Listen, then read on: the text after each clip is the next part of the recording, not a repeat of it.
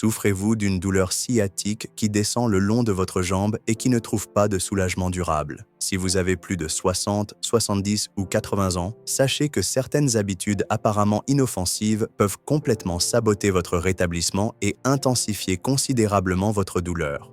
Aujourd'hui, je vais vous révéler les 8 habitudes les plus dangereuses que les personnes de votre âge adoptent au quotidien, transformant une douleur supportable en un supplice constant pouvant même compromettre votre indépendance et votre qualité de vie. J'aimerais savoir d'où vous regardez la chaîne aujourd'hui.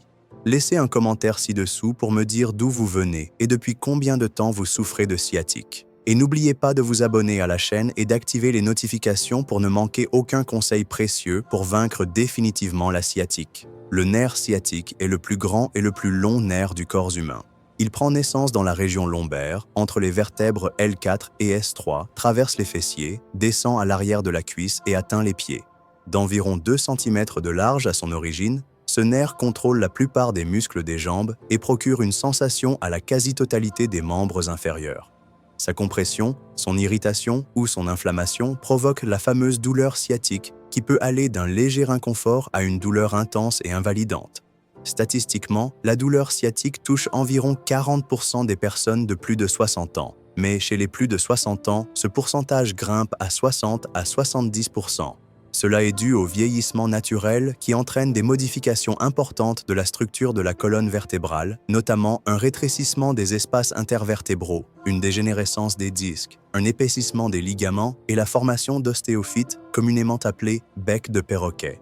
Pour les personnes âgées, la sciatique n'est pas seulement une gêne physique. Elle représente une réelle menace pour l'indépendance, la mobilité et l'autonomie auxquelles elles sont si chères.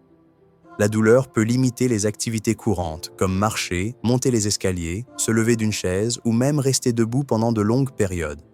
De plus, la peur constante de la douleur peut conduire à un mode de vie sédentaire, ce qui accélère la perte de masse musculaire, de force et de souplesse, créant ainsi un cercle vicieux extrêmement néfaste. Ce qui rend la situation encore plus inquiétante, c'est que de nombreuses personnes de cette tranche d'âge développent des habitudes compensatoires pour tenter de soulager la douleur, mais qui finissent par perpétuer et intensifier le problème. Ces habitudes, apparemment logiques pour un soulagement immédiat, peuvent provoquer des déséquilibres musculaires, des changements posturaux permanents et des tensions sur d'autres structures de la colonne vertébrale et des membres inférieurs. La bonne nouvelle est que l'identification et la correction de ces habitudes néfastes peuvent entraîner une amélioration significative de la douleur sciatique, même chez les personnes de plus de 60, 70 ou 80 ans. Plusieurs études montrent que de simples interventions comportementales, lorsqu'elles sont appliquées de manière cohérente, peuvent réduire l'intensité de la douleur jusqu'à 70% et améliorer la fonctionnalité dans plus de 80% des cas. Aujourd'hui, vous découvrirez précisément 8 habitudes dangereuses qui pourraient compromettre votre rétablissement. Chacune de ces habitudes sera expliquée en détail, montrant comment elle affecte spécifiquement le nerf sciatique, pourquoi elle est encore plus néfaste pour les personnes de votre âge et, surtout, comment la corriger immédiatement pour ressentir un soulagement réel et durable. Il est important de comprendre que corriger ces habitudes ne nécessite ni mouvements complexes ni équipements coûteux. Tout ce dont vous avez besoin est à votre portée, toujours dans le respect de vos limites et capacités individuelles. L'objectif est de retrouver la liberté de mouvement et la qualité de vie que vous méritez, quel que soit votre âge. Commençons par révéler les premières habitudes dévastatrices que les personnes de plus de 60 ans adoptent quotidiennement et qui transforment la douleur sciatique en cauchemar.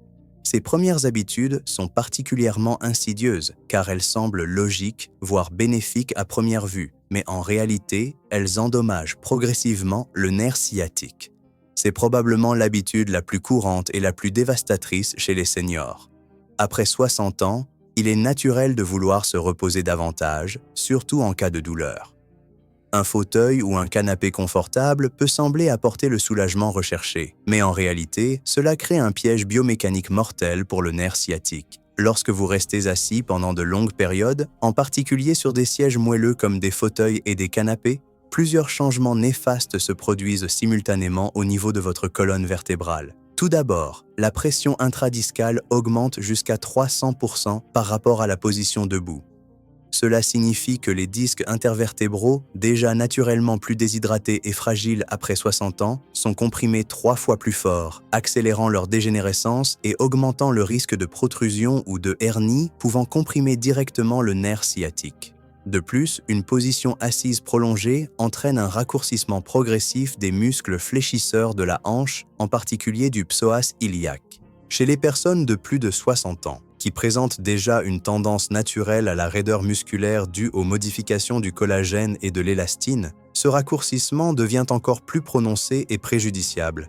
Le muscle psoas raccourci tire constamment le bas du dos vers l'avant, augmentant la lordose lombaire et exerçant une pression supplémentaire sur les racines nerveuses qui forment le nerf sciatique. La situation est d'autant plus grave que les fauteuils et les canapés offrent rarement un soutien adéquat à la courbure naturelle de la colonne vertébrale.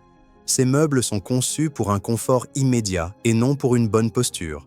Résultat, la colonne vertébrale adopte une position de flexion excessive, ce qui étire les ligaments spinaux postérieurs et crée une instabilité segmentaire. Cette instabilité oblige les muscles paravertébraux à travailler constamment pour maintenir la stabilité, ce qui entraîne une fatigue musculaire et la formation de points de tension pouvant irradier la douleur le long du nerf sciatique. La deuxième habitude extrêmement néfaste est liée à la position de la tête pendant le sommeil. De nombreuses personnes de plus de 60 ans pensent que les oreillers hauts offrent un meilleur confort et une meilleure respiration, en particulier celles qui souffrent de problèmes respiratoires ou de reflux gastro-œsophagien. Or, des oreillers trop hauts engendrent une cascade de problèmes posturaux qui peuvent aboutir à une irritation du nerf sciatique. Lorsque vous utilisez un oreiller trop haut, votre tête est projetée vers l'avant, créant une hyperlordose cervicale compensatoire.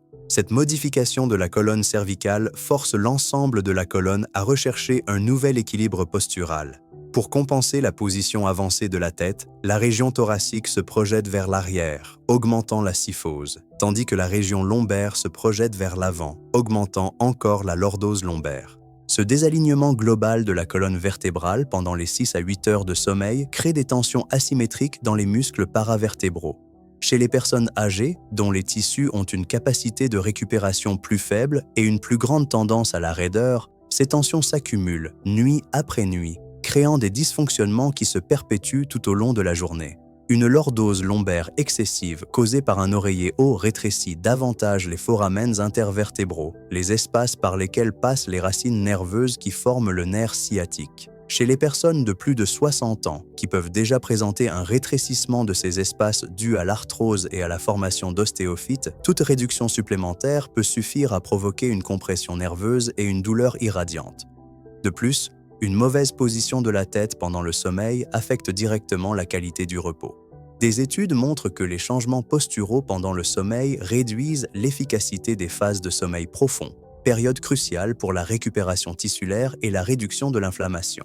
Chez les personnes souffrant de sciatique, cette diminution de la qualité du sommeil compromet les mécanismes naturels de réparation et de régénération neuronale. La troisième habitude dévastatrice peut sembler éloignée de la sciatique, mais elle est en réalité directement liée à la chaîne cinétique du mouvement. De nombreuses personnes de plus de 60 ans continuent de porter des chaussures qui leur étaient confortables il y a des années, ignorant que leurs pieds ont subi des changements importants avec l'âge, notamment un élargissement, un aplatissement de la voûte plantaire et le développement de déformations telles que des oignons et des orteils en griffe. Des chaussures trop serrées ou mal ajustées forcent les pieds à adopter des positions anormales lors de la marche. Cette modification de la biomécanique du pied se propage vers le haut, le long de la chaîne cinétique affectant les chevilles, les genoux, les hanches et finalement la colonne lombaire.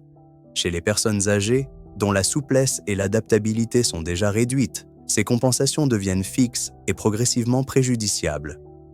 Lorsque vos pieds ne parviennent pas à absorber correctement les chocs et à vous propulser pendant la marche, le haut du corps doit compenser.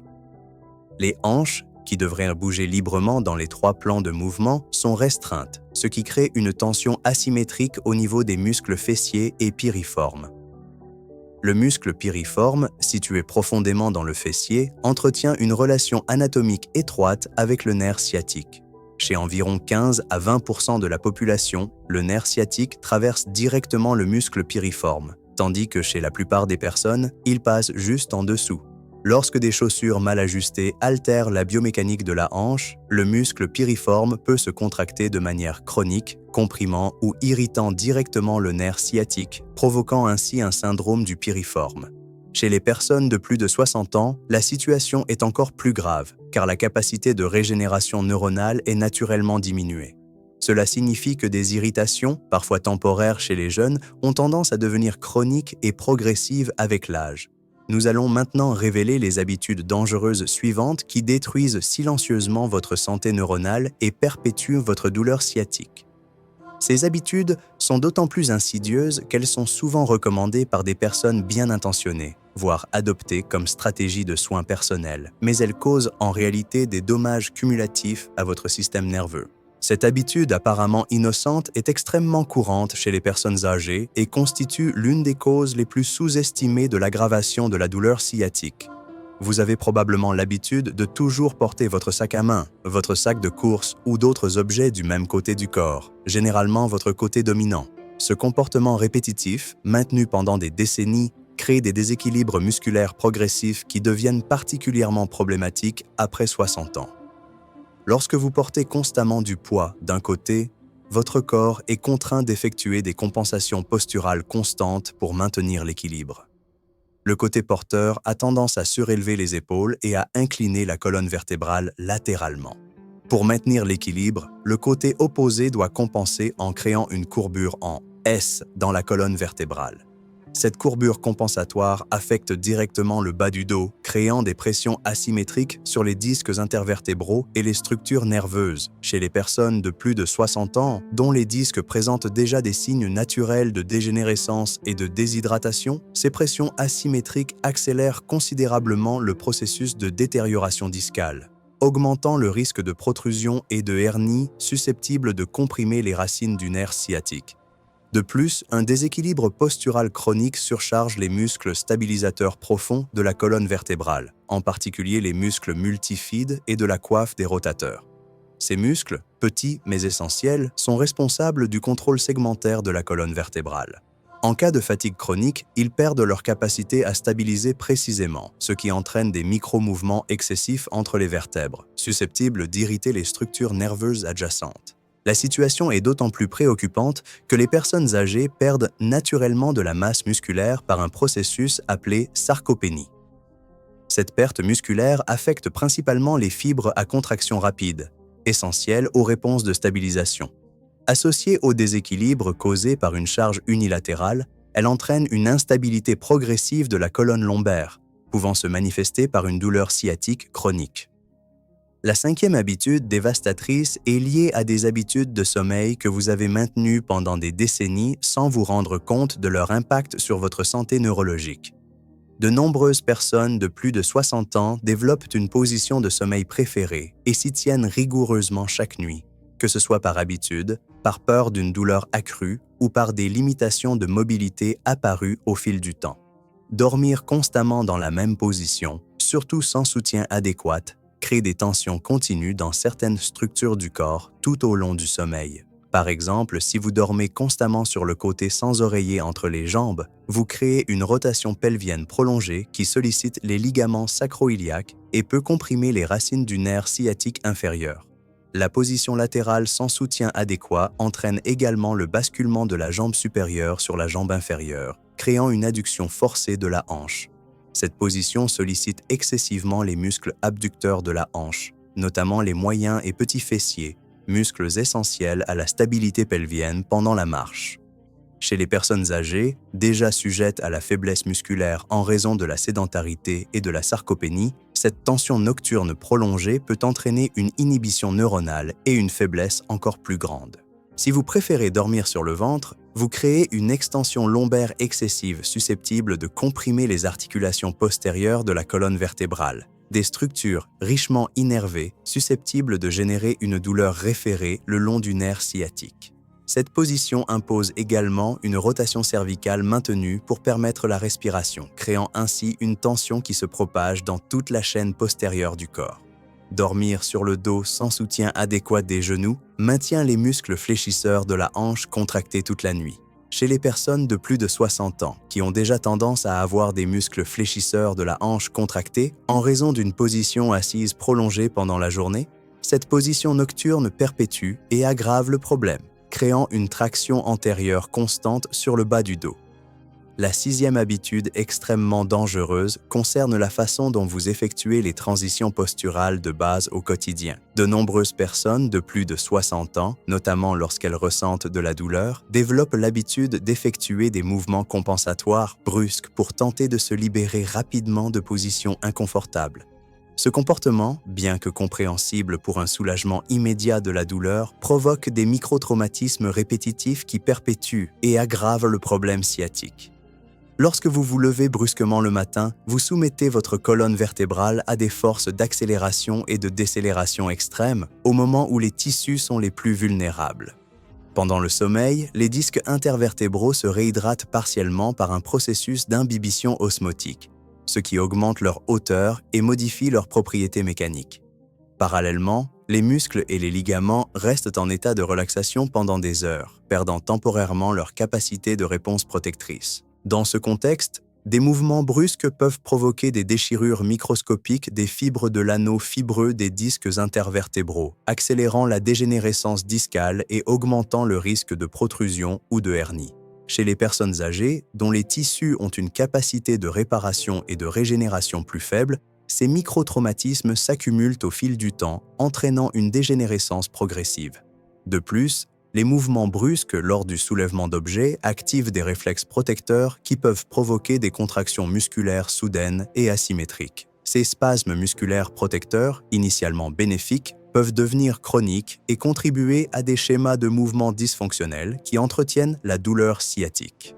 La situation est d'autant plus grave que les personnes de plus de 60 ans souffrent souvent d'hypotension orthostatique, une affection caractérisée par une chute rapide de la tension artérielle lors de changements posturaux soudains. Cette chute de pression peut provoquer des étourdissements ou des vertiges qui augmentent le risque de chute, créant un cercle vicieux de peur et des compensations posturales encore plus néfastes. Nous arrivons maintenant aux dernières habitudes, peut-être les plus dévastatrices, que les personnes de plus de 60 ans adoptent quotidiennement sans se rendre compte de leur impact catastrophique sur leur douleur sciatique. Ces dernières sont particulièrement insidieuses, car elles sont souvent considérées comme normales pour leur âge, voire encouragées par des proches et des soignants bien intentionnés. C'est probablement l'habitude la plus destructrice de toutes, créant un cercle vicieux qui transforme une douleur supportable en handicap progressif. En cas de sciatique, votre réaction naturelle est d'éviter les mouvements susceptibles de déclencher ou d'intensifier la douleur. Cette réaction, appelée comportement d'évitement lié à la peur, semble logique à court terme, mais elle détruit littéralement votre capacité à récupérer. Chez les personnes de plus de 60 ans, la peur de la douleur devient encore plus intense, car elle s'accompagne de la peur de tomber, de perdre son autonomie et de se détériorer fonctionnellement. Cette peur combinée conduit à ce que les experts appellent le syndrome de désuétude, où les muscles, les articulations et les systèmes nerveux se détériorent rapidement en raison d'un manque de stimulation adéquate. Lorsque vous évitez toute activité physique, vos muscles commencent à perdre de la force et de la masse à un rythme alarmant.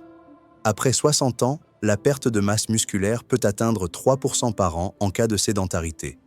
Les muscles stabilisateurs profonds de la colonne vertébrale, essentiels à la protection du nerf sciatique, sont les premiers touchés.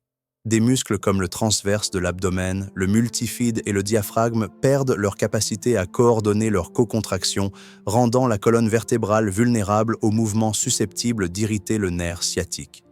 L'inactivité affecte également considérablement la circulation sanguine locale. Le nerf sciatique, comme tout tissu nerveux, dépend d'un apport sanguin adéquat pour maintenir sa santé et son fonctionnement. En cas de sédentarité, la circulation dans le bas du dos et la région fessière diminue considérablement, réduisant l'apport d'oxygène et de nutriments essentiels à la récupération nerveuse. Simultanément, l'élimination des produits métaboliques toxiques est altérée, créant un environnement inflammatoire chronique qui entretient la douleur. De plus, une immobilité prolongée altère la mécanique des tissus nerveux. Le nerf sciatique doit pouvoir glisser et s'étirer normalement lors des mouvements de la hanche et du genou. En évitant ces mouvements, des adhérences peuvent se former entre le nerf et les tissus environnants, un processus appelé fibrose périnerveuse. Ces adhérences limitent la mobilité normale du nerf, provoquant tension et irritation à chaque mouvement. La huitième et dernière habitude dévastatrice est le recours exclusif aux analgésiques, notamment aux anti-inflammatoires non stéroïdiens et aux analgésiques, sans recourir à d'autres stratégies thérapeutiques ni à un avis médical approprié. Cette habitude est extrêmement courante chez les personnes âgées qui ont souvent facilement accès à des médicaments en vente libre ou conservent leurs anciennes ordonnances sans suivi médical régulier. Chez les personnes de plus de 60 ans, l'utilisation abusive d'anti-inflammatoires présente des risques particulièrement graves. Le système rénal perd naturellement de son efficacité avec l'âge, et les anti-inflammatoires peuvent aggraver la détérioration de la fonction rénale, surtout en cas d'utilisation chronique. De plus, ces médicaments augmentent significativement le risque d'ulcères gastriques, d'hémorragie digestive et de problèmes cardiovasculaires chez les personnes de cette tranche d'âge. Plus importante encore, l'utilisation chronique de ces médicaments crée un faux sentiment de contrôle sur le problème. Vous pouvez ressentir un soulagement temporaire de la douleur, mais ces médicaments ne traitent pas les causes sous-jacentes de la compression ou de l'irritation du nerf sciatique. En fait, ils peuvent masquer des signes importants d'aggravation qui devraient inciter à des changements de comportement ou à une prise en charge spécialisée. La dépendance médicamenteuse perturbe également les mécanismes naturels de modulation de la douleur. Le système nerveux possède des mécanismes endogènes sophistiqués pour contrôler la perception de la douleur, notamment la libération d'endorphines et l'activation de voies inhibitrices descendantes. L'utilisation chronique d'analgésiques peut inhiber ces mécanismes naturels, créant ainsi une dépendance croissante aux interventions externes pour contrôler la douleur. De plus, de nombreuses personnes de cette tranche d'âge combinent plusieurs médicaments sans surveillance médicale appropriée, ce qui entraîne des interactions médicamenteuses dangereuses. Les anti-inflammatoires peuvent potentialiser les effets des anticoagulants, augmenter la toxicité d'autres médicaments métabolisés par les reins et interférer avec les médicaments contre l'hypertension, créant ainsi des risques cardiovasculaires importants. Le plus inquiétant est que se concentrer exclusivement sur les médicaments empêche d'explorer des stratégies thérapeutiques véritablement efficaces et sûres pour son âge. Des techniques telles que l'éducation posturale spécifique, les exercices de mobilité neurale, le renforcement progressif et les modifications environnementales peuvent être bien plus efficaces à long terme que n'importe quel médicament, surtout lorsqu'elles sont appliquées de manière cohérente et progressive. Des études récentes démontrent que les approches multimodales, combinant éducation à la douleur, exercices spécifiques, techniques de relaxation et modifications comportementales, sont supérieures aux traitements pharmacologiques seuls pour la douleur sciatique chronique chez les personnes âgées. Ces approches procurent non seulement un soulagement plus durable, mais améliorent également la fonctionnalité globale, la qualité du sommeil et le sentiment d'efficacité personnelle dans la prise en charge de la maladie. Corriger ces 8 habitudes néfastes fait toute la différence entre une vie limitée par la douleur et une vie pleine et active, quel que soit votre âge. Chaque habitude corrigée élimine une source d'irritation et de surcharge du nerf sciatique, permettant ainsi à ces mécanismes naturels de récupération de fonctionner correctement. Corriger ces 8 habitudes néfastes ne doit pas se faire brutalement ni d'un seul coup, surtout si vous avez plus de 60, 70 ou 80 ans. Votre corps a besoin de temps pour s'adapter aux changements, et une approche progressive est essentielle pour éviter la surcharge et garantir des résultats durables. Commencez par adopter 1 ou 2 habitudes par semaine, en laissant vos systèmes nerveux et musculo-squelettiques s'adapter avant d'introduire de nouveaux changements. Il est essentiel de comprendre que les personnes de votre âge ont des capacités d'adaptation différentes de celles des plus jeunes. Cela ne signifie pas que vous ne pouvez pas améliorer considérablement votre condition, mais plutôt que le processus exige de la patience, de la constance et le respect de vos limites individuelles. Chaque petit changement apporté contribuera à un résultat cumulatif significatif au fil du temps. Gardez à l'esprit que votre expérience de sciatique peut être liée non seulement aux habitudes évoquées, mais aussi à des pathologies spécifiques telles qu'une sténose spinale, une arthrose facétaire avancée ou une instabilité segmentaire. Il est donc essentiel d'assurer un suivi médical régulier et d'informer votre médecin de tout changement apporté à vos habitudes. Une bonne hydratation devient encore plus essentielle avec l'âge. Buvez au moins 8 verres d'eau par jour, car la déshydratation peut intensifier les raideurs articulaires et musculaires, aggravant ainsi les douleurs sciatiques. Adoptez également une alimentation riche en nutriments anti-inflammatoires, comme les oméga 3, présents dans les poissons comme le saumon et les sardines. et les antioxydants présents dans les baies et les légumes à feuilles vert foncé. Votre environnement de vie doit également être adapté pour favoriser ces nouvelles habitudes saines. Assurez-vous que votre maison dispose d'un éclairage adéquat pour éviter les mouvements brusques dus à une mauvaise vision, de tapis antidérapants pour prévenir les chutes et de meubles à une hauteur adaptée pour faciliter les transitions posturales. Il existe des situations particulières où il convient d'être particulièrement vigilant lors de la mise en œuvre de ces changements. Si vous avez des antécédents de chutes fréquentes, d'ostéoporose sévère, de problèmes cardiaques importants, ou si vous prenez des médicaments affectant l'équilibre, comme des sédatifs ou certains antihypertenseurs, toutes les modifications posturales et motrices doivent être mises en œuvre très progressivement et de préférence sous la supervision d'un professionnel de santé. Les personnes diabétiques nécessitent une attention particulière, car la neuropathie diabétique peut masquer des signes de blessure ou de surmenage, et la cicatrisation d'éventuelles microdéchirures peut être compromise. Si vous êtes diabétique, surveillez attentivement toute modification de la sensibilité de vos pieds et de vos jambes pendant que vous corrigez vos habitudes. Si vous prenez des anticoagulants comme la warfarine ou des antiagrégants plaquettaires, évitez les massages vigoureux du bas du dos et des fessiers, car ils peuvent provoquer des ecchymoses. Les techniques d'automassage douce avec des mouvements légers sont sûres et bénéfiques. Ne négligez jamais les signes avant-coureurs tels qu'une perte soudaine de force dans les jambes, des changements dans le contrôle de la vessie ou des intestins, ou une douleur qui s'aggrave malgré les mesures correctives. Ces signes peuvent être le signe d'une compression nerveuse grave nécessitant une consultation médicale immédiate. Consultez immédiatement un médecin si vous ressentez une perte de contrôle de la vessie ou des intestins, ce qui peut indiquer un syndrome de la queue de cheval, une urgence neurochirurgicale. Consultez également un médecin en urgence si vous constatez une perte progressive de force dans les jambes, en particulier si elle affecte votre capacité à marcher ou à vous tenir debout.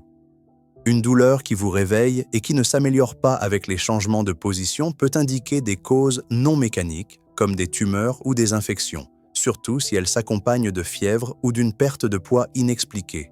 Ces symptômes nécessitent une consultation médicale immédiate.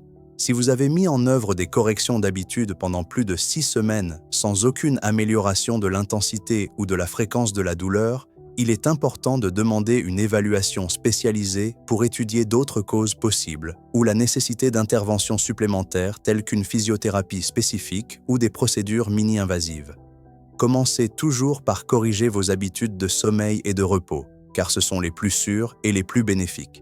Ajustez la hauteur de votre oreiller et utilisez des coussins de soutien entre vos jambes si vous dormez sur le côté. Instaurez des périodes d'activité régulières tout au long de la journée en vous levant toutes les 30 minutes, même si ce n'est que pour 1 à 2 minutes. Semaine après semaine, ajoutez de nouvelles corrections, en respectant toujours votre rythme et vos limites. Notez vos progrès dans un journal simple en notant votre niveau de douleur, la qualité de votre sommeil et votre capacité fonctionnelle pour les activités de base. Si cette vidéo vous a été utile et vous a permis de comprendre les habitudes qui pourraient nuire à votre guérison de la sciatique, merci de cliquer sur « J'aime ». Votre « J'aime » me permet de comprendre que ce contenu a un réel impact sur la vie de personnes comme vous. Laissez un commentaire détaillé ci-dessous pour partager votre expérience avec la douleur sciatique. Depuis combien de temps vivez-vous avec cette douleur? Parmi ces 8 habitudes, combien avez-vous identifié dans votre routine? Laquelle, selon vous, affecte le plus votre état? Votre témoignage peut aider d'autres personnes qui vivent la même situation et m'aider à créer du contenu encore plus adapté à vos besoins. Si vous n'êtes pas encore abonné à la chaîne, faites-le dès maintenant et activez les notifications en cliquant sur la cloche. Vous recevrez ainsi immédiatement toutes les nouvelles vidéos présentant des stratégies éprouvées pour soulager définitivement la douleur du nerf sciatique, notamment du contenu adapté aux besoins spécifiques des plus de 60 ans. Partagez cette vidéo avec une personne de votre entourage qui souffre également de sciatique. Il peut s'agir d'un membre de votre famille, d'un ami ou d'un voisin. Les personnes de cette tranche d'âge ont souvent moins accès aux informations les plus récentes sur la gestion de la douleur, et partager cette vidéo pourrait littéralement transformer leur qualité de vie. Dites-moi dans les commentaires quel sujet spécifique sur le nerf sciatique vous aimeriez voir abordé dans la prochaine vidéo. Souhaitez-vous voir des exercices spécifiques et sûrs pour votre tranche d'âge? Des techniques d'automassage, des adaptations à la maison pour prévenir la sciatique, des aliments qui combattent l'inflammation nerveuse? Vos suggestions sont essentielles pour que je puisse continuer à créer du contenu qui réponde réellement à vos besoins. N'oubliez pas, votre âge n'est pas une limite. C'est l'occasion de mettre votre sagesse et votre expérience au service d'une vie sans douleur. Vous possédez désormais toutes les connaissances nécessaires.